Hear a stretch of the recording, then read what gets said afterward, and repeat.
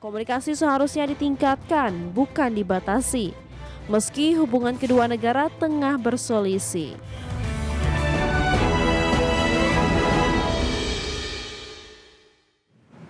Pemirsa, China resmi melarang warganya berpergian ke Jepang di tengah memanasnya hubungan diplomatik kedua negara.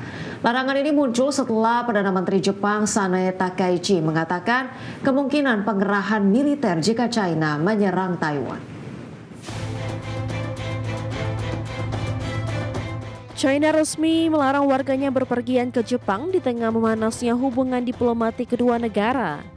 Sementara pemerintah Jepang menyampaikan keberatan atas imbauan perjalanan yang dikeluarkan Beijing dan meminta China mengambil langkah yang tepat.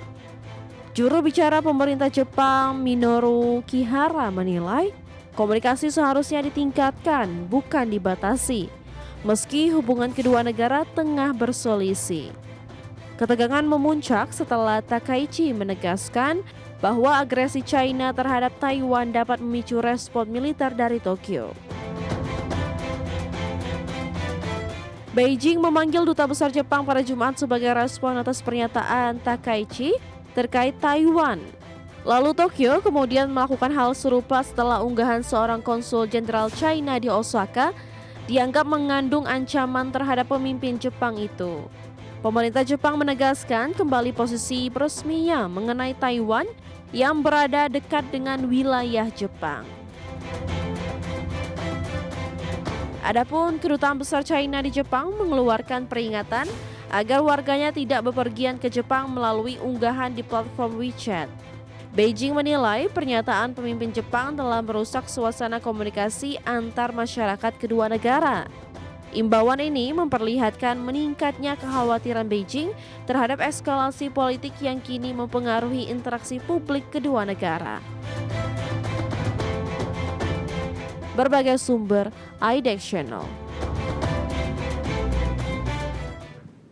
Pemirsa, hubungan diplomatik antara pemerintah Jepang dan China kembali memanas dalam beberapa hari terakhir, di mana ketegangan terkait perselisihan Taiwan tersebut telah mengguncang pasar saham dan sektor pariwisata kedua negara. Ketegangan diplomatik antara Jepang dan Tiongkok kembali memanas dan langsung mengguncang pasar saham Tokyo, di mana sektor pariwisata menjadi korban pertama setelah Beijing memperingatkan warganya untuk tidak berkunjung ke Jepang di tengah perselisihan terbaru terkait Taiwan. Pada perdagangan Senin waktu setempat, saham emiten yang sangat bergantung pada wisatawan Tiongkok kompak berguguran, antara lain saham Aisetan Mitsukoshi yang anjlok 11,4%.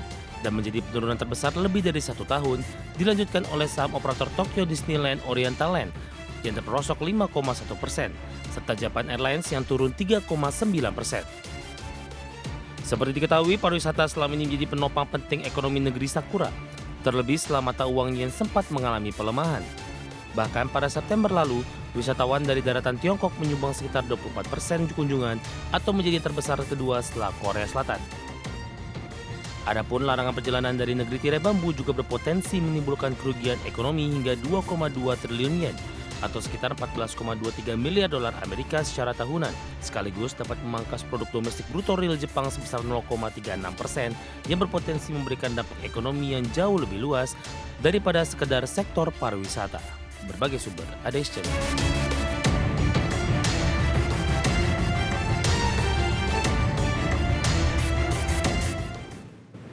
Pemirsa, Pusat Meteorologi Nasional Arab Saudi mengeluarkan peringatan dini terkait dengan cuaca ekstrim yang akan terjadi dalam beberapa hari ke depan. Ya, di mana dalam imbauannya pihak otoritas cuaca meminta masyarakat tetap waspada dengan kondisi atmosfer yang tidak stabil dan berpotensi menimbulkan bencana alam.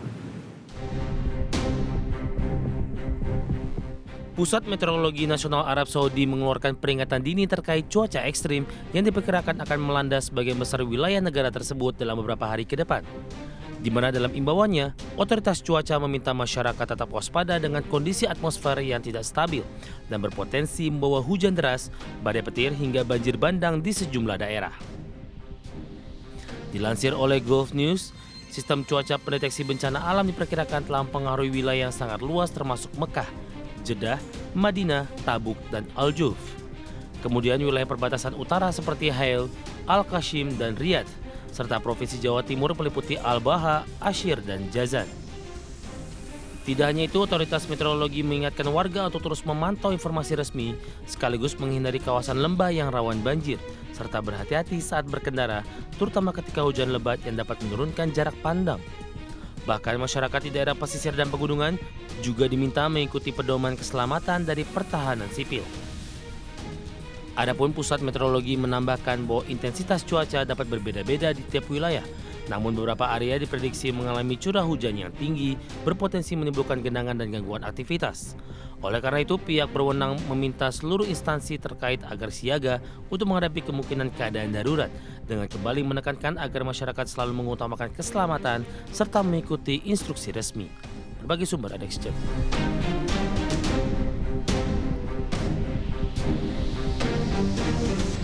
Highlights pemirsa, kita ke informasi mancanegara. Pemerintah Amerika Serikat telah mencapai kerangka kerja perjanjian perdagangan bilateral dengan Argentina, Guatemala, El Salvador, dan Ekuador. Ya, di mana perjanjian ini mengharuskan pihak Washington menghapuskan tarif resiprokal untuk barang-barang tertentu yang tidak dapat ditanam, ditambang, atau diproduksi secara alami di negeri Paman Sam. Sementara itu, keempat negara tersebut setuju untuk bekerja sama dengan Amerika Serikat, sekaligus membuka kembali pasar mereka di sejumlah wilayah.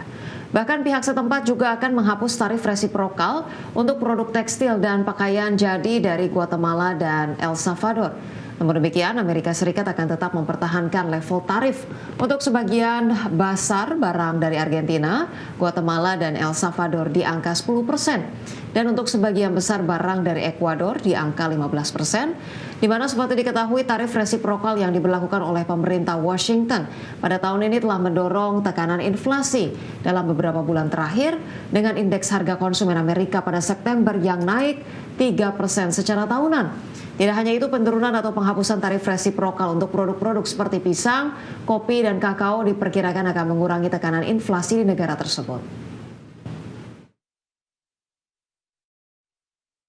Pertama, pemirsa, Presiden RI Prabowo Subianto meluncurkan penggunaan smartboard untuk sekolah-sekolah di Indonesia dalam kunjungan kerjanya ke SMP Negeri 4, Kota Bekasi, Jawa Barat. Pemerintah menargetkan agar setiap kelas nantinya memiliki smartboard sebagai fasilitas standar. Adapun tahun ini sekitar 288.000 unit dijadwalkan dikirimkan ke 330.000 sekolah di seluruh daerah di Indonesia. Presiden RI Prabowo Subianto meluncurkan penggunaan interaktif flat panel atau smartboard untuk sekolah-sekolah di Indonesia dalam kunjungan kerjanya ke SMP Negeri 4 Kota Bekasi, Jawa Barat. Dalam kegiatan bertajuk peluncuran digitalisasi untuk Indonesia Cerdas, Presiden meninjau langsung fasilitas sekolah dan menyaksikan demonstrasi penggunaan smartboard yang dilakukan oleh guru dan siswa tepat di sebelah tenda utama acara. Smartboard tersebut menampilkan virtual pembelajaran jarak jauh dengan menghadirkan seorang guru yang dapat berinteraksi secara langsung dengan siswanya untuk membimbing proses belajar. Teknologi interaktif ini dirancang untuk menghadirkan pengalaman belajar yang lebih kolaboratif dan menarik, berbeda dari televisi pintar yang hanya menyajikan materi satu arah. Kita memahami bahwa pendidikan dan teknologi, sains, ilmu pengetahuan adalah kunci keberhasilan, adalah kunci kemakmuran. Tidak ada kemakmuran kalau kita tidak bisa menguasai sains dan teknologi. Peluncuran smartboard di sekolah-sekolah sejalan dengan instruksi Presiden nomor 7 tahun 2025 tentang revitalisasi satuan pendidikan, pembangunan sekolah unggul hingga percepatan digitalisasi pembelajaran. Sebelumnya, pemerintah menargetkan agar setiap kelas nantinya memiliki smartboard sebagai fasilitas standar. Tahun ini, sekitar 288.000 unit dijadwalkan dikirimkan ke 330.000 sekolah di seluruh daerah di Indonesia. Proses pengiriman perangkat dilaporkan telah mencapai 215.572 unit dengan 172.550 diantaranya sudah tiba di sekolah dan 43.022 lainnya masih dalam perjalanan. Pemerintah menargetkan seluruh perangkat tersebut dapat sepenuhnya tiba di sekolah-sekolah penerima pada Desember 2025. Tim Liputan IDX Channel.